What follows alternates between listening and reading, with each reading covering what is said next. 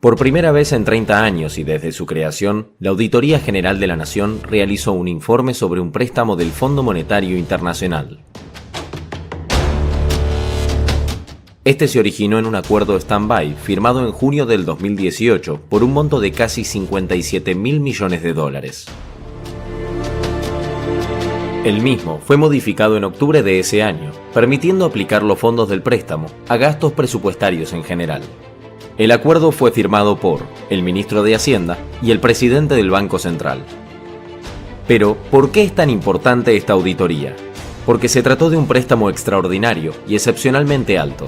De hecho, este fue el préstamo más grande de la historia de la Argentina y del FMI, representando 127 veces la capacidad de endeudamiento de Argentina con el fondo. Pero no solo eso. La importancia relativa del monto del préstamo respecto de la emisión de deuda y de la deuda total acrecentó su vulnerabilidad y aumentó los riesgos derivados de la estructura de la cartera de deuda argentina. Por este préstamo se pagaron comisiones y gastos al FMI por más de 13.000 millones de pesos, equivalentes por ejemplo al 52% del presupuesto del CONICET de 2018 y al 39% del mismo en 2019. ¿Qué se investigó en esta auditoría? Este informe tuvo como objetivo principal evaluar si el acuerdo stand-by se gestionó mediante procesos y procedimientos que aseguren una gestión eficiente y efectiva de la deuda. La AGN evaluó cumplimiento de normas y sanas prácticas internacionales, eficiencia, transparencia y efectividad en la gestión, que exista endeudamiento responsable, impacto en la solvencia y sostenibilidad de la deuda pública. ¿Qué reveló esta auditoría? El acuerdo fue firmado por el ministro de Hacienda, quien no tenía facultades para gestionar ni autorizar la deuda pública. No se cumplió con el artículo 61 de la Ley de Administración Financiera, que exige al Banco Central que, en caso de endeudamiento externo, emita un dictamen sobre el impacto de la operación en la balanza de pagos. No se cumplió con la norma que exige que los préstamos multilaterales se aprueben por decreto, ni tampoco pasó por el Congreso. No se implementó el procedimiento aplicable para la autorización, negociación, contratación, administración, control, supervisión de los préstamos. La Jefatura de Gabinete de Ministros no intervino en la etapa de negociación, autorización y suscripción del acuerdo con el FMI, a pesar de tener esa función específica.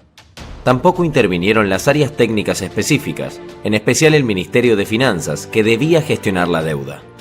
El acuerdo no tuvo intervención previa de la Unidad de Auditoría Interna, porque desde la división de los ministerios no existió esa área en relación con la deuda pública.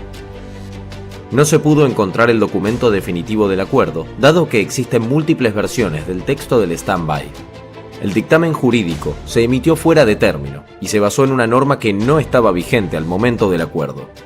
Cuando se decidió solicitar el préstamo al FMI, el Ministerio de Hacienda no efectuó análisis sobre costos y riesgos financieros, ni de solvencia y sostenibilidad.